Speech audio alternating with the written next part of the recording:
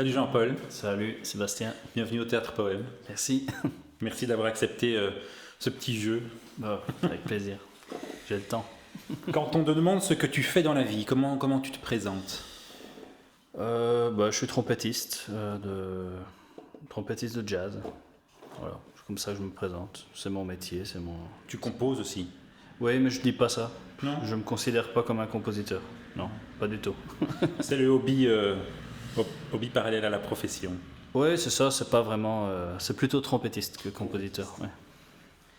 Quelle est l'œuvre qui a le plus influencé ta carrière? En fait, toutes les œuvres de Miles Davis, mais surtout les périodes, je vais dire le Sketches of Spain, avec l'orchestre de Gil Evans, 1959. Grosse formation. Grosse formation, c'est le premier album que j'ai entendu de jazz, celui qui m'a le plus influencé en tant que trompettiste et musicien. Toi, tu viens du classique. Oui, je viens d'une famille de soufflants. Trompettiste, grand-père, tubiste, fanfare. Ça va être la fête à Noël à la maison. Ah oui, c'est de la musique tout le temps. Musette. Ah bah oui, c'est génial. Oui, et puis en général, le caractère enjoué des souffleurs est assez réputé. Donc c'est j'imagine bien connu. ça doit... Ça m'a pas échappé malheureusement. Et au-delà de l'œuvre de Miles Davis, des œuvres plus spécifiques, encore peut-être extraordinaires au jazz? Forcément, pour moi, la musique classique, c'est ce que j'écoute le plus depuis que je suis petit. Et toutes les œuvres de Jean-Sébastien Bach sont celles qui m'influencent, qui me touchent le plus en fait, et qui m'influencent le plus aussi, peut-être dans mon écriture. Même si peut-être on l'entend pas, mais c'est là que je puise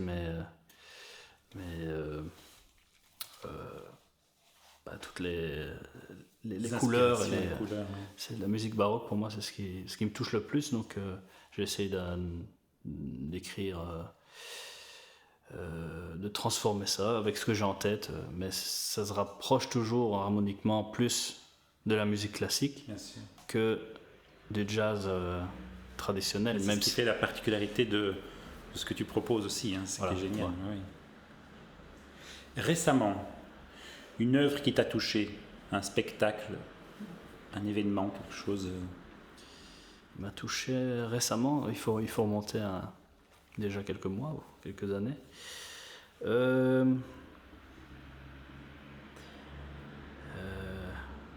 Oui, j'ai malheureusement pas écouté, j'ai juste écouté la répète, mais il y avait un ensemble baroque à Rotterdam. Pendant qu'on jouait avec Urbex, Antoine Pierre, il y avait une amie qui jouait dans la grande salle. Et il jouait Vivaldi et Handel. Et au fait, j'étais dans les coulisses et j'écoutais, j'avais des poils comme ça. Juste la répétition. Je me dis, waouh, au fait, c'est ça que j'ai envie de faire finalement. Mais j'ai pas les capacités de le faire, donc je fais juste écouter. Mais la modestie parle. Mais c'est le dernier souvenir émotionnel musical que j'ai, en tout cas, parce que je sors pas trop, j'ai pas beaucoup de temps. Enfin, maintenant j'ai le temps, mais on peut plus sortir. Bah oui, on peut plus sortir. Donc, à part des vidéos de trompette et travailler ma technique, je fais plus rien d'autre. Ouais, c'est le sort de la majorité des artistes. C'est ça, exactement. Ouais, exactement. Travailler la technique, je sais pas, mais en tout cas pas sortir. Ça, c'est sûr. Bon, ça recommence. Ça recommence. Bah oui, je plaisante. Quel est le livre qui se trouve pour le moment sur ta table de chevet? À côté du fluide glacial. Je lis pas en fait. Okay. Je lis jamais. Question suivante. Ouais. Non, je plaisante. Non, non, je lis pas. Non. Peu. Je lis très peu. Les livres que je lis, c'est de Stefan Zweig. Mais j'en ai lu très très peu et j'arrive pas à lire. Ouais. Je déchiffre des partitions, voilà, c'est tout ce que je fais. C'est une forme de lecture. Ouais, on aurait pu dire une partition de... Ouais. Décortiquer Jean-Sébastien Bach, c'est ce que je fais. Ben voilà, principalement. Mais sur la table de chevet, il n'y a rien, il y a juste mes boules qui au cas où. C'est tout. Au cas où quelqu'un s'empare de ta trompette. Exactement, c'est ça. Imaginons un instant que tu puisses t'entretenir avec un artiste ou une artiste mort durant une soirée.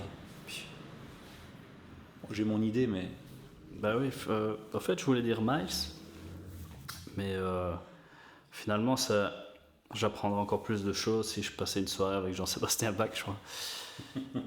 Parce que, oui, forcément, quand je dis que je lis pas, je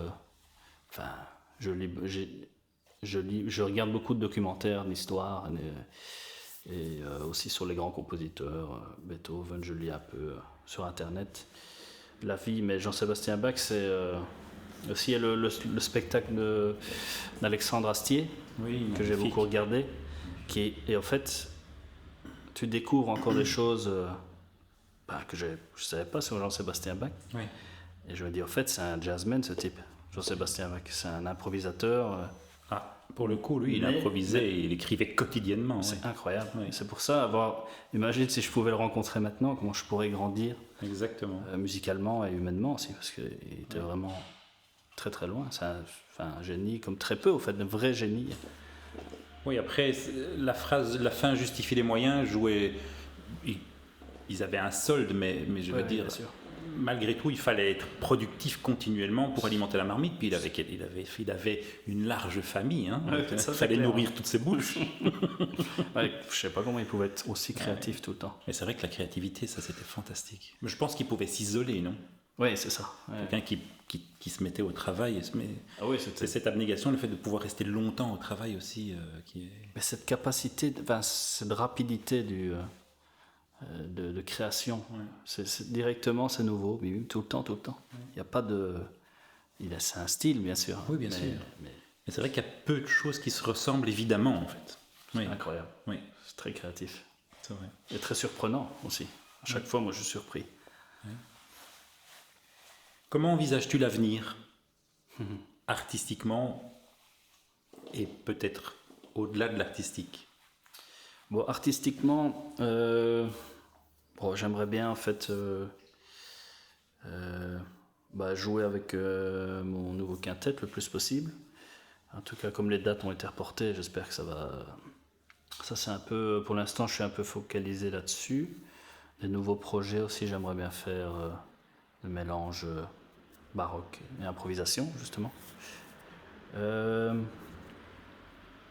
Et les projets de vie... en fait, moi, j'adore partir tout seul avec ma moto. Donc là, je pars bientôt...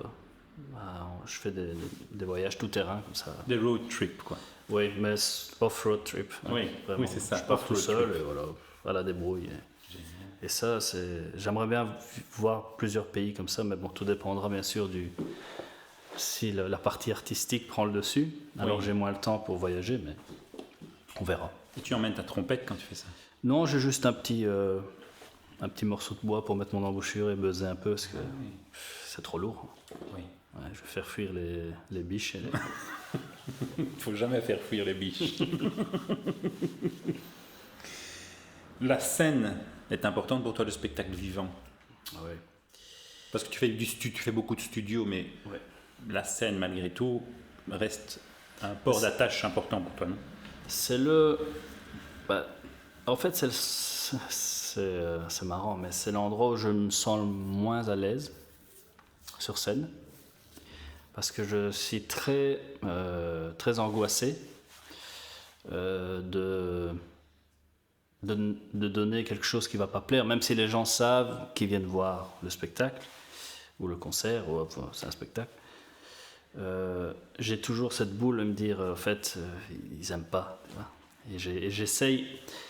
Et donc, en fait, j'adore être sur scène pour essayer de vaincre cette angoisse.